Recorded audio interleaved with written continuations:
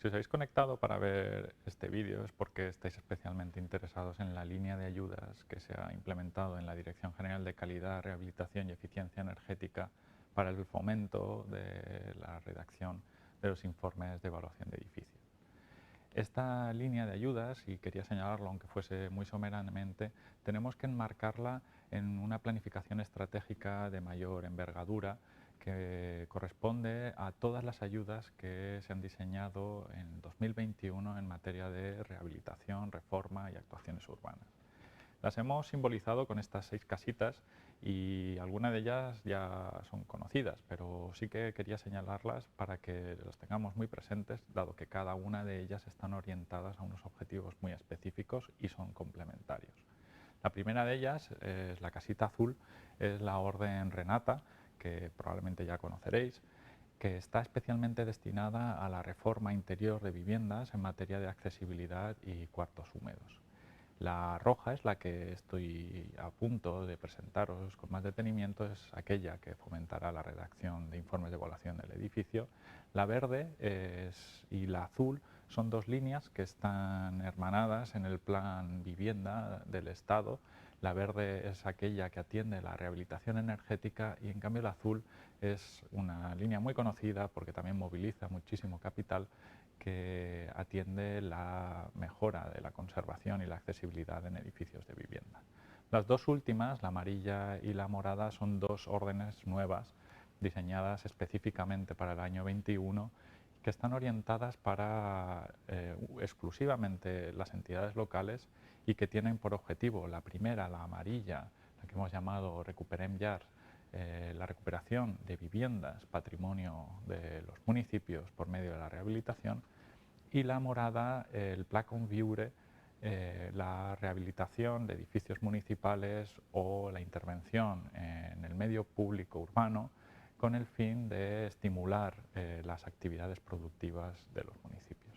Estas 6 órdenes de ayudas suman más de 55 millones de euros que se volcarán en la actividad productiva de rehabilitación y actuaciones urbanas en la Comunidad Valenciana. Con lo que os invito a que visualicéis los vídeos, consultéis la documentación de cada una de estas para entrar un poquito más en detalle sobre cuáles son los objetivos y cuáles son las condiciones, ¿no?, que exige cada una de ellas de cara a poder optar a estas subvenciones. Esto además se debe enmarcar en un plan estratégico mucho más amplio elaborado por la Vicepresidencia Segunda, Consellería de Vivienda y Arquitectura Bioclimática, que lleva por nombre el Pla Habitat 2030. En este Pla Habitat 2030 se señalaron 4 retos importantes que han de estructurar todas las actuaciones que se lleven a cabo en materia de política de vivienda en la Comunidad Valenciana. Yo os invito a que lo consultéis, está descargable en nuestra página web, porque es de vital importancia entender que todas estas órdenes de ayudas, que pueden parecer muy parciales, tienen un marco común que las articula y que, por supuesto, orienta todas las energías hacia una misma dirección. La información que os ponemos a vuestra disposición para complementar lo que en este vídeo pueda deciros, la podéis encontrar por una parte en la página web Calab, en la que de una manera ágil y fresca podéis encontrar muchísima información sobre todo lo que se hace en materia de política de vivienda en la Comunidad Valenciana. Quería señalar muy especialmente el que se haya implementado en la pestaña de comunicación una serie de boletines que sintetizan el sentir de algunas de las acciones como más importantes. Y en concreto, dado que nos encontramos hoy hablando de una línea de ayudas, podréis encontrar, descargar, consultar boletines específicos para cada una de las líneas de ayudas que se han diseñado. De manera que, de una manera muy sencilla, sintética, accesible, podáis tener las ideas clave de lo que tiene que ver cada una de estas ayudas. Os invito, por supuesto, a que lo consultéis. Y como no podía ser de otra manera, os invito también a que estéis pendientes de nuestra página web, en la que encontraréis información actualizada y oficial de todas las líneas de ayudas y muy específicamente, como no podía ser de otra manera, de la orden de ayudas del IEE Sí quería señalar, porque es muy relevante, que hemos implementado en cada una de estas líneas de ayudas un apartado específico de preguntas frecuentes. Así que os invito a que antes de consultarnos directamente, miréis si alguna de las dudas que motivan esa pregunta pueden resolverse con las que ya están formuladas en las preguntas frecuentes. Y por supuesto, si quedase alguna pendiente, pues nos escribís, nos llamáis y la resolveremos lo antes posible. En fin,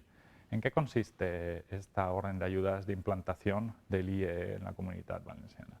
Esta es una orden que viene ya de años anteriores, pero era importante grabar este vídeo porque hemos cambiado radicalmente el planteamiento. Y de hecho se articula esta orden de ayudas a partir de 4 claves que creo son el síntoma del salto que hemos dado con respecto a años anteriores. En primer lugar, es muy relevante señalar que el IEE es hoy por hoy el mejor mecanismo de diagnóstico que tenemos en la Comunitat Valenciana para conocer el estado del parque construido en nuestros pueblos y ciudades. Es muy importante que alcancemos mayores cuotas de cumplimiento del IEE. Solo para hacernos cargo de la situación en la que nos encontramos, es importante señalar que apenas el 3,5% de los edificios que deberían tener el IEE lo tienen. Es decir, estamos muy lejos aún de un cumplimiento satisfactorio de esta obligatoriedad. En segundo lugar, esta orden lo que quiere es fomentar la redacción de los IEs y lo hace porque nos encontramos en un momento muy particular. Estamos en el primer año, el año 21, en el que hemos entrado ya en periodo sancionador de ciertos edificios. Como bien sabéis, en la LOTUP se establece un periodo transitorio en el que todos aquellos edificios, en este caso, por ejemplo, anteriores a 1901, tenían de plazo hasta el 31 de diciembre del 2020 para poder tener redactado ese IEE. Es decir, en el 21, estos edificios de antes de 1901, que deberían tener todos el IEE, están ya en periodo sancionable. No es voluntad de esta Consellería arrancar con sanciones masivas a este nivel, pero sí que es voluntad de esta Consellería insistir en la necesidad de empujar fuerte hacia la consecución de los objetivos del IEE, porque a no mucho tardar nos tendremos que poner muchos más serios para garantizar el cumplimiento de este documento. La tercera de las claves de esta orden de ayudas es la puesta en valor del trabajo de redacción. Como veréis a continuación, se han implementado unos baremos de ayudas en función de varios parámetros que dignifica, como no podía ser de otra manera, el trabajo técnico que entraña la redacción de este documento, que es complejo y que implica mucha responsabilidad. En cuarto y último lugar, la última de las claves de esta orden de ayudas es atender especialmente, prioritariamente, a los colectivos más vulnerables, es decir, aquellos que, por una parte, menos recursos tienen para corregir su situación y, por otra, más necesidad tienen de corregirla. Es decir, una tormenta perfecta en la que solo con voluntad desde la Administración, entiendo, se puede corregir. Bien, dicho de una manera muy somera, porque el documento que regula el IEE es público y conviene que lo consultéis, sí que deciros que el IEE fundamentalmente atiende a 3 conceptos en los edificios de viviendas. En primer lugar, atiende a su estado de conservación. En segundo lugar, al nivel de cumplimiento de la accesibilidad de ese edificio. Y en tercer lugar, a su eficiencia energética, lo que también se conoce como el certificado de eficiencia energética. Es importante este documento porque nos sirve, por una parte, de diagnóstico y por otra también para la comunidad de propietarios, sirve para poder planificar las obras de rehabilitación y mantenimiento que han de acometerse en el futuro, o incluso aquellas que han de acometerse de urgencia. Es decir, un técnico diagnosticará la situación en la que se encuentra ese edificio y puede detectar patologías que amenazan a la seguridad de las personas que allí habitan, con lo que ese informe establecerá una serie de medidas urgentes para paliar esos posibles riesgos. Esto cabe señalarlo de una manera insistente, pero se enmarca dentro del deber de conservación de los edificios, de las personas propietarias. Es decir, es esto un elemento adicional a lo que ya de por sí es una obligación cuando uno es propietario de un edificio. Os invito a que para más detalle consultéis la normativa que lo regula y, aunque sea de una manera muy sintética, sí que quería señalar en este vídeo que los edificios que han de cumplir obligatoriamente con la redacción de este IEE son de dos características al menos. En primer lugar, y más importante, todo aquel edificio que tenga más de 50 años. Y en segundo lugar, no menos relevante, todos aquellos que quieran optar a ayudas públicas. Esto en el marco de la avalancha de líneas de ayudas que van a llegar con los planes de estímulo europeos, es importante que tengamos hecho este trabajo previo y que no demoremos por esta redacción del IEE el poder optar a las ayudas cuantiosas que llegarán probablemente antes de verano. Este IEE tiene una vigencia de 10 años, es decir, que a los 10 años, una vez redactado, tendremos que volver a redactarlo y viene a ser, si me lo permitís, algo así como la ITV de los edificios, es decir, una garantía para las personas que allí habitan que ese edificio está en buenas condiciones y que no se está asumiendo ningún riesgo allí habitando. Quería, aunque fuese con este pantallazo, señalaros que está a vuestra disposición en el Instituto Cartográfico Valenciano una visualización muy sencilla del panorama en el que se encuentra ahora mismo el cumplimiento del IEE en la Comunitat Valenciana. Esta, por ejemplo, pues es una captura de la ciudad administrativa, del entorno de la ciudad administrativa de Valencia, en el que podéis ver en verde aquellos edificios que han pasado el IEE y en rojo aquellos edificios que debieran haberlo pasado y no lo han pasado. Como podéis ver, hay un alarmante elevado número de edificios que no lo han pasado y es más, es en las grandes ciudades donde el cumplimiento es más elevado. Si hubiésemos cogido una imagen de una ciudad pequeña o de un pueblo, aún estaríamos muchísimo más enrojecidos, digamos, por los niveles de cumplimiento. Bien, en concreto, la orden del IEE está destinada, por supuesto, a las comunidades de propietarios de los edificios de viviendas o, en su caso, a personas propietarias únicas del edificio. Es, en general, compatible con cualquier ayuda, a excepción de aquella que tenga por objeto exactamente lo mismo. Y este es el punto importante, ¿no?, del cambio que hemos establecido este año para el IEE. Hemos establecido un nivel de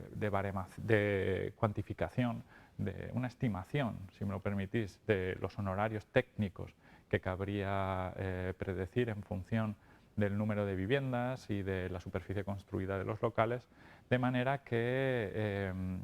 haciendo una prospección del mercado como se encuentra y modelizados, hechos por el Instituto Valenciano de la Edificación, de lo que cabría esperar por honorarios de redacción del IEE, se ha establecido un ámbito que, como podéis ver, es considerablemente más alto de lo que en la actualidad son los honorarios que se pagan por estos informes. ¿Esto qué supone? Que se puedan llegar a alcanzar con esta línea de ayudas subvenciones de hasta 4.500 euros por edificio. Y es más, lo que hemos establecido son dos niveles de subvenciones, lo que hemos llamado la subvención básica y la subvención adicional, de manera que la subvención básica garantice que todo aquel que presente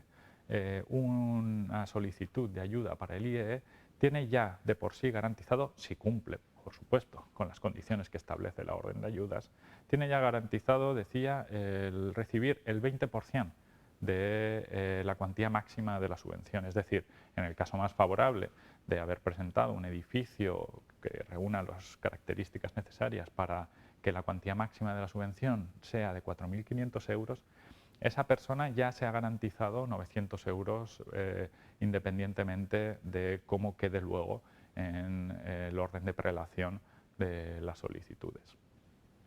Los criterios de baremación priorizan el número de viviendas por una parte, la calidad constructiva de los edificios, porque es un indicador clarísimo de los riesgos a los que las personas que allí habitan pueden enfrentarse, y en segundo lugar, indicadores que tienen que ver con la vulnerabilidad de la población y del ámbito construido que se atiende por medio del visor de espacios urbanos sensibles, y en último lugar el que en algún momento haya recibido ese edificio de viviendas una calificación de protección. Esta baremación, como decía al principio, lo que nos permite es modular las prioridades, pero insisto, ese 20% está garantizado para todo aquel que presente la solicitud. La solicitud, como no podía ser de otra manera, será telemática, es muy sencilla y simplemente hay que presentar, por una parte, el impreso de solicitud, por otra parte, la factura concreta de los honorarios recibidos por la redacción del informe, el justificante bancario del abono de la ayuda, el abono de los honorarios, perdón, y el justificante de la inscripción del IEE en el registro autonómico del IEE. Y por último, y es importante señalarlo, el acta de la comunidad nombrando representante para tramitar las ayudas. Esta tramitación en realidad es muy sencilla en la medida en la que es prácticamente lo que hay que hacer si se quiere redactar el IE. Que no lo olvidemos, es un informe obligatorio para todo aquel edificio de más de 50 años o aquel que quiera recibir ayuda pública. Así que sin más yo me despido, sin antes recordaros la importancia de cumplir con este informe de evaluación del edificio, no solo porque de lo contrario estamos entrando en una irregularidad administrativa, sino porque es una manera ágil y muy eficaz de garantizarnos mejores casas, mejores entornos urbanos, mejores espacios de convivencia, en definitiva. Un saludo.